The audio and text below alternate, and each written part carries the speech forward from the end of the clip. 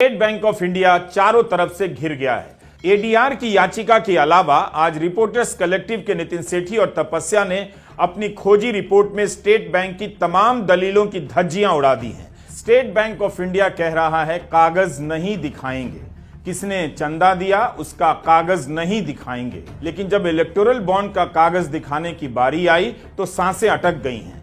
जिद पर अड़े नजर आते हैं कि कागज दिखाएंगे ही नहीं। पत्रकार नितिन सेठी और तपस्या ने इलेक्टोरल बॉन्ड पर अपनी रिपोर्ट में लिखा है कि कोर्ट में अपनी दलील की तैयारी में सरकार ने दर्ज किया है कि खरीदार का रिकॉर्ड हमेशा बैंकिंग सिस्टम में रहता है और जब कोई जांच एजेंसी चाहे तो निकाला जा सकता है। मगर अब बैंक कह रहा है कागज नहीं दिखाएंगे, कागज नहीं दिखाएंगे। चुनावी चंदों पर नजर रखने वाली संस्था एडीआर ने सुप्रीम कोर्ट में याचिका दायर कर दी है। एडीआर की तरफ से वकील प्रशांत भूषण ने याचिका में कोर्ट से मांग की है कि भारतीय स्टेट बैंक के खिलाफ अवमानना की कार्रवाई होनी चाहिए। एडीआर ने अवमानना याचिका में एसबीआई की अपील को चुनौती देते हुए कहा है कि यह पूरी तरह से दुर्भावनापूर्ण है और लोकसभा चुनावों से पहले पारदर्शिता के प्रयासों को विफल करने की कोशिश है। स्टेट बैंक ने जानबूझकर सुप्रीम कोर्ट की संवैधानिक पीठ के फैसले का पालन नहीं किया है। लेकिन बैंक ने न सिर्फ नागरिकों के जानने के अधिकार को कुचला है बल्कि सुप्रीम कोर्ट की अथॉरिटी यानी उसकी सत्ता को भी चुनौती देने का प्रयास किया है।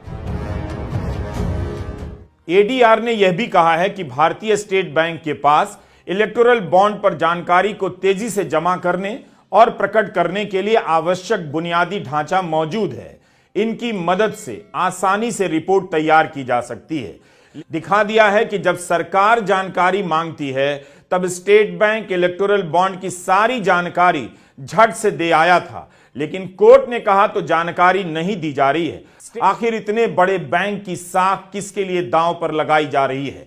15 फरवरी को फैसला आने के बाद से केंद्र सरकार चुप हो गई, स्टेट बैंक चुप हो गया। बैंक की बोली फूटी है तो सिर्फ इतनी कि अभी नहीं 136 दिनों के बाद जानकारी देंगे। नागरिकों को क्यों 136 दिनों का इंतजार कराया जा रहा है जब खुद मोदी सरकार एक दिन अपना प्रचार नहीं रोक सकती है? ऐसा घनघोर प्रचार चल रहा है कि लगता है अब कोई खाली जगह नहीं बची है। इन विज्ञापनों में मोदी हर चीज की गारंटी दे रहे हैं, लेकिन इलेक्टोरल बॉन्ड की सूचना की गारंटी क्यों नहीं दे सकते? सरकार अपने काम के बारे में प्रचार क्या एक दिन भी रोक सकती है? जब वो नहीं रोक सकती तब फिर नागरिक 136 दिनों तक क्यों इंतजार करें? चोरी करके चंदा जमाए हैं और उसके नाम पे वो लोग और भी चंदा लूटना चाहते हैं। सुप्रीम कोर्ट ने इलेक्टोरल बॉन्ड को रद्द करते हुए कहा था कि यह बॉन्ड सूचना के अधिकार के विरुद्ध है, असंवैधानिक है। अगर समय पर सूचना न मिले तो इसका महत्व और असर दोनों नहीं रह जाता। इसीलिए कहा जाता है कि आरटीआई के साथ जब भी छेड़छाड़ हो नजर रखिए। मीडिया आपके देश में खत्म हो चुका है। आरटीआई ही जानने का आखिरी सहारा है, कुछ भी जानने का। इसलिए इस पर नजर रखिए। पर अपनी रिपोर्ट तैयार की है, उन्हें भी वेबसाइट पर डाल दिया गया है ताकि आप भी इसकी जांच कर सकें। सुप्रीम कोर्ट से इसी स्टेट बैंक ने कहा था कि इलेक्टोरल बॉन्ड से जुड़ा सारा डेटा मुंबई की ब्रांच में मौजूद है। अब कह रहा है दानदाता दान पाने वाली पार्टी का डेटा अलग अलग साइलों में रखा गया है, अलग अलग जगहों में, इसलिए समय चाहिए सबको मिलाने में। इतना बदलाव कैसे आ गया? क्या कानून में लिखा है कि इलेक्टोरल बॉन्ड केवल फिजिकल रूप में ही रखा जाएगा, इसका कोई डिजिटल प्रमाण नहीं होगा? क्या केवाईसी फिजिकल रूप में ही की गई है? ऐसा होता तो फिर इतने सारे डिजिटल प्रमाणों के सबूत कहां से आ जाते? जाहिर है मामला गंभीर है और सारी कोशिश यही है कि विवाद टल जाए, इस बीच कोई ना कोई बड़ा मामला आ जाए, टॉपिक बदल जाए, किसी तरह इलेक्टोरल बॉन्ड के घोटाले को जनता तक नहीं पहुंचने दो। अक्टूबर 2017 का यह दस्तावेज सबकी पोल खोलता है, सूचना के अधिकार से हासिल है और नितिन सेठी की रिपोर्ट का हिस्सा है। इस पर प्रशांत गोयल के दस्तखत हैं जो उस समय बजट सचिव थे। वित्त मंत्रालय ने माना है कि जैसे ही बॉन्ड को कोई भुनाता है स्टेट बैंक ऑफ इंडिया को पता चल जाता है दान देने वाला कौन था, पैसा किस राजनीतिक दल को मिला।